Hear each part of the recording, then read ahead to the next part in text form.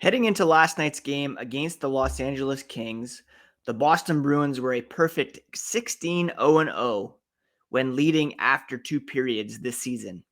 That changed last night with an uncharacteristically unstrong finish as the Bruins allowed the Kings to come back and take this game in a shootout. Going to recap this game, award the big bear of the night, and preview tomorrow's game against the Columbus Blue Jackets on today's episode of Locked On Boston Bruins. You're Locked On Bruins, your daily podcast on the Boston Bruins. Part of the Locked On Podcast Network, your team every day.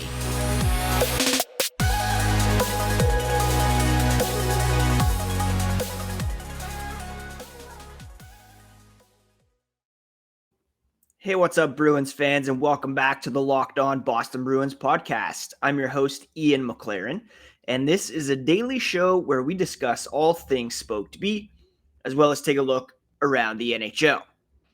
Today is Friday, December 16th, and I want to thank you so much for making Locked On Bruins part of your day every day. The podcast is free and available on Apple, Spotify, Pocket Casts. Please open up your podcast app of choice, hit that subscribe button so that you never miss a thing. It's also available on YouTube, where you can get a video form podcast or breaking news and bonus content posted there along the way. If you're on Twitter, you can find the podcast at Locked NHL Bruins. You can find me, my dad jokes and hockey tweets at Ian C. McLaren. All right, like I said off the top, the Bruins faltering last night with an uncharacteristically poor third period. They were up 2-0 in a game against the Los Angeles Kings, a team that was coming off a 6-0 loss to the Buffalo Sabres a couple nights ago. The Bruins mounted their lead thanks to an even strength goal from Taylor Hall, his 12th of the season, and a power play goal from Brad Marchand, his 9th of the season. But instead of running away with it and burying the Kings, they allowed the team to come back and tie things up thanks to two third-period goals by Adrian Kempe. Kempe scored at around 8:29 of the third period from Kevin Fiala, Anze Kopitar, and then the Bruins got into some serious penalty trouble in the third period with a Connor Clifton cross-checking call at 16:33 of the third, followed by a Brandon Carlo trip just 7 seconds later, giving the Kings an extended 5-on-3, which they capitalized on with Kempe's game-tying goal with about 2 minutes left in the third. Now, the Bruins had a power play opportunity of their own as Drew Doughty cross-checked Brad Marchand late in the third, but that power play, I don't even know how to describe it. It was just so ineffective that the Bruins weren't able to score before the end of regulation or to begin overtime. Extra frame solved nothing, and after a lengthy shootout, the Kings prevailed thanks to a goal from Trevor Moore, who had just signed a contract extension earlier in the day. Brad Marchand, one of the goal scorers, said, he thought they were still recovering a bit from their long trip out west last week. He said it's a tough trip to come back from for all you married reporters with kids. It's not easy coming home and taking over, so you kind of get more rest on the road, he said with, a bit of a smirk. But seriously, I'm a parent, 3 kids. You're away. Your partner wants a break. It's not easy stepping in and, entertaining little ones like that. One of those where they're going to have to look back at the game, improve upon, and get ready for the next one. The Bruins, of course, like I said, were at 16-0. When leading after 2 periods this season, Jim Montgomery said he sensed a lot of frustration with this bunch last night. First period was okay. Second period started off really well. They got the 2 goals, but then they got away from things that were giving them success. And one of them, of course, was taking a lot of penalties. The Bruins allowed the Kings to have 6 power play opportunities. They too had 6. They limited the Kings to 1 goal, but they only capitalized on 1 opportunity themselves. The Bruins, let their own power play chances slip away. 1 for 6 on the main advantage. And the one that they missed on late in the third was obviously the most costly. Montgomery said, complacency isn't the right word here. Players weren't executing to the best of their ability. Their play was sloppy. Passing was sloppy. The 4-on-3, they couldn't even gain the zone early in overtime on that power play. Those are the ones you have to capitalize on. When you get a late one, especially in overtime, they just kind of squandered it away, Marchand said, and that one was particularly frustrating. The guys just seemed to be frustrated. You saw that kind of explode. Well, not explode, but Brad Marchand got into it with Philip Deneau. He thought that he should have drawn a penalty from Deneau when he was attempting to rush down the ice. Wasn't called. And then they ended up having a skirmish in the Bruins offensive zone. Just really getting under Boston's skin like we haven't seen happen so far this season. The Kings did a great job checking. Montgomery said, hard for the Bruins to get any speed on entries or speed on breakouts. They're a well-coached team, obviously. Todd McLellan, a very good coach in this league for a long time. Taylor Hall described it as they have a lot of water bugs. They can play in the corners. They play fast, play hard, and make it tough on the opposition all night. A team that's had a loss like that is going to come out and play hard, try to get a win on the road, and they really needed that one. The Kings did. They wanted it pretty badly after being embarrassed by the Buffalo Sabres the other night.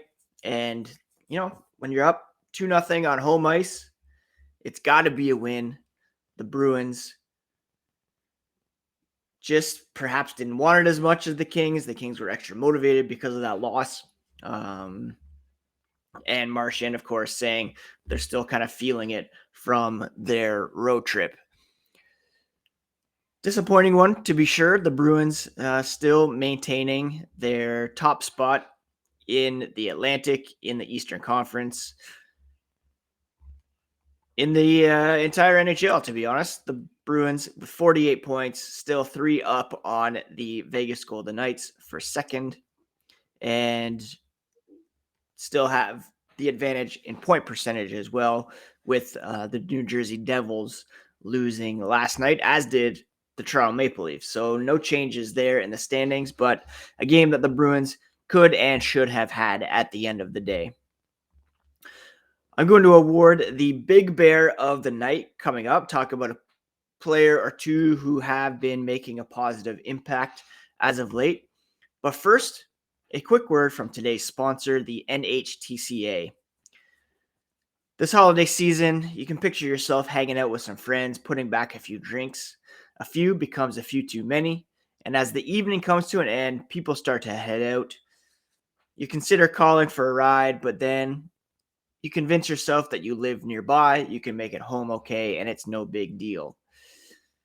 Everybody knows about the risks of driving drunk. The results are tragic and often deadly. That still doesn't stop everyone from getting behind the wheel while under the influence. That's why police officers are out there right now looking for impaired drivers on our roads to save lives. If you think you're okay to drive after a few drinks, think again. Play it safe, plan ahead, get a ride. It only takes one mistake to change your life or someone else's forever. All right, so who made a positive impact for the Boston Bruins last night? Well, Brad Marchand, while he did take 6 minutes in penalties in this one, he did have a goal and a team high. Actually, no, he only had 2 shots on goal in this one, but he did have that goal. David Pastrnak, Patrice Bergeron leading the way in shots. The captain with 6, Pastrnak with 5. On the blue line, Derek Forbort with 3 shots, 2 hits, and a block. Matt Grzelcyk with a primary assist with 3 shots and 2 blocks in this one. Charlie McAvoy leading the way in ice time for the Bruins. He had an assist, 2 shots, a hit, a block, but he did have 4 minutes in penalties in this one. Matt Grzelcyk, I think, really deserves some credit for his play this season.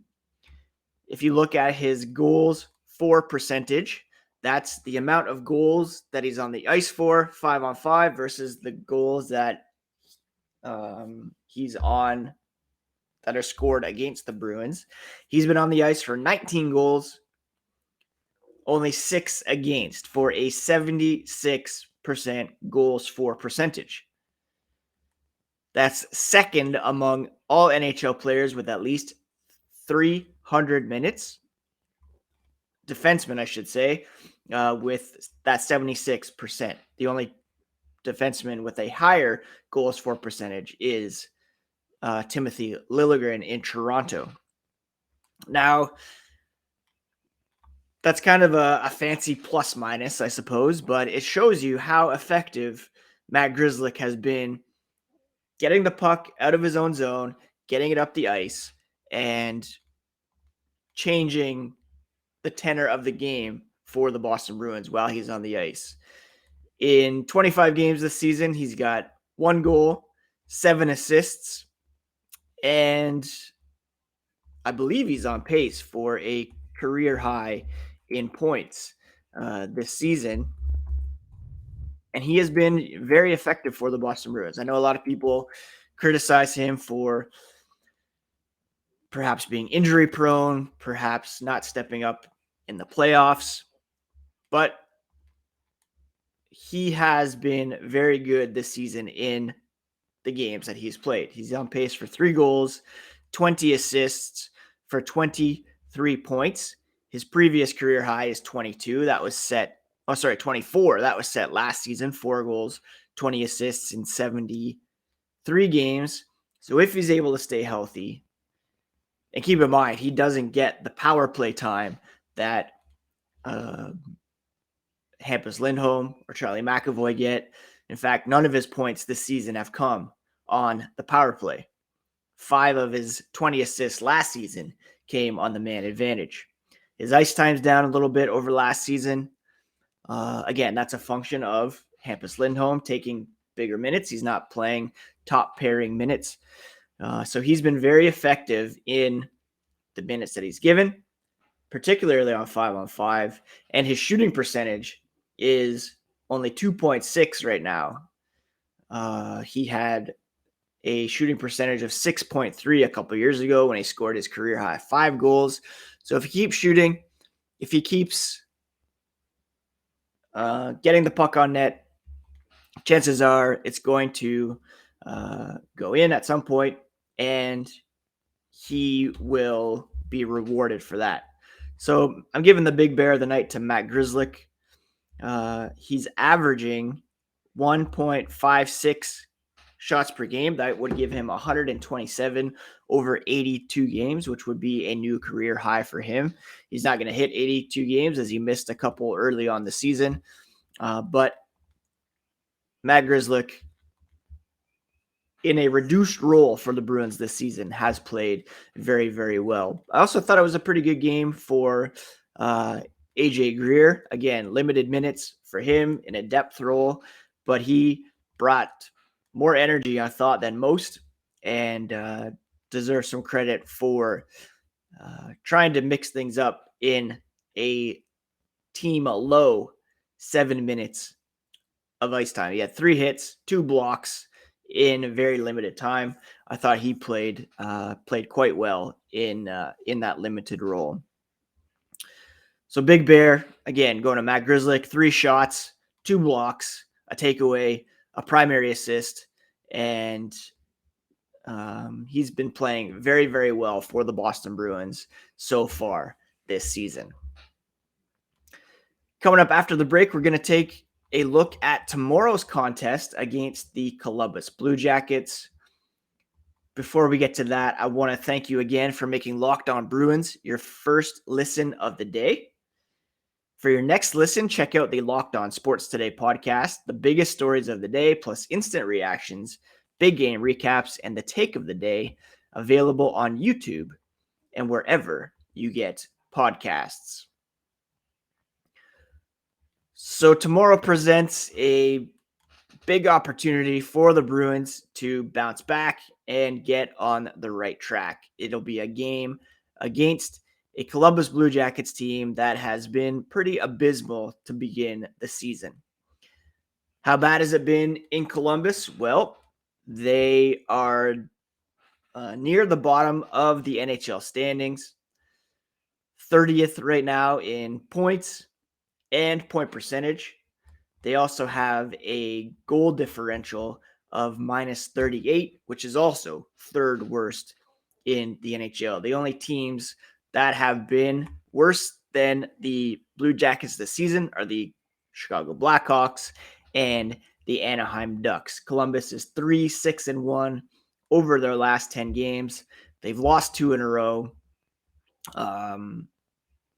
Their starter, Elvis Merzlikins, I had him in my cap keeper league this year, had high hopes for him and the Blue Jackets. He's been just abysmal this season. 4-8, 468 goals against average, 864 save percentage. I would imagine that Linus Ullmark will get the call. No, sorry, Jeremy Swayman will get the call after Linus Ullmark played the last couple of games, lost this game against the Kings. It's a very winnable game for Jeremy Swayman, one in which he can gain some confidence, get his save percentage back up. Patrick Laine has been one of the only bright spots for this team. He has 6 points, 4 goals over the last 5 games. Jack Roslovic, after a slow start in and out of the lineup, he's got 4 assists. And they do have some younger players to keep an eye on. Your Chanikov, Kiromachenko. But again, this team just decimated by injuries at the moment, especially on the blue line with Adam Boqvist, Zach Werenski out of the lineup, Nick Blankenberg as well. This is a team that is allowing 4.07 goals per game, which is ranked 31st in the NHL. The Bruins, second ranked goals for per game at 3.79. Add it all up, and this is a game in which the Bruins should indeed prevail. The Bruins already played the Blue Jackets once this season. It was a 4-0 win, and I could certainly see a similar outcome in this one. Ullmark had the shutout in that one, stopping all 30 shots. That was a game in which the aforementioned Matt Grzelcyk scored his only goal of the season and had a strong game for the Bruins. The Blue Jackets, just not a very good team at all this season. And this is a game that the Bruins desperately need to, well, I wouldn't say desperately, but need to take care of business of. They can't afford to drop games against teams this low in the standings.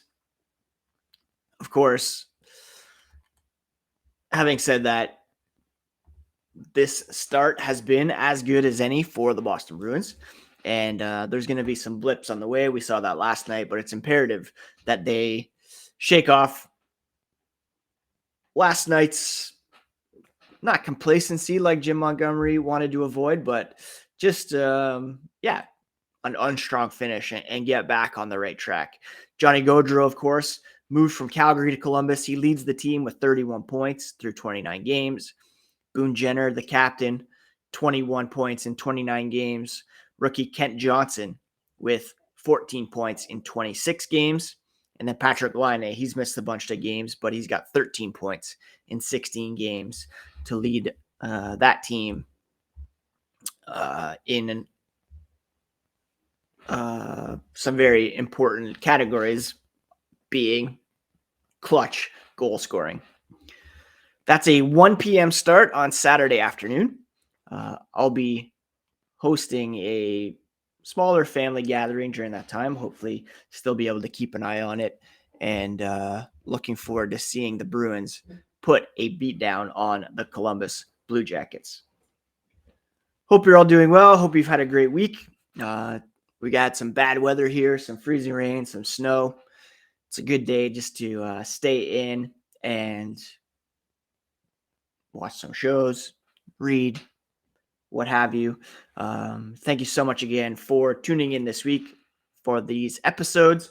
We'll be back on Monday to talk about the Columbus game, take a look at some games coming up next week. It will be a busy week for the Bruins heading into the holiday break, as they have 3 games on tap next week. Florida on Monday, Winnipeg on Thursday, and the New Jersey Devils on Friday the 23rd. All right, friends, that's it for today. Have a great weekend. Take care of yourselves. Take care of each other. And we'll talk to you again here next week on the Locked On Boston Bruins podcast.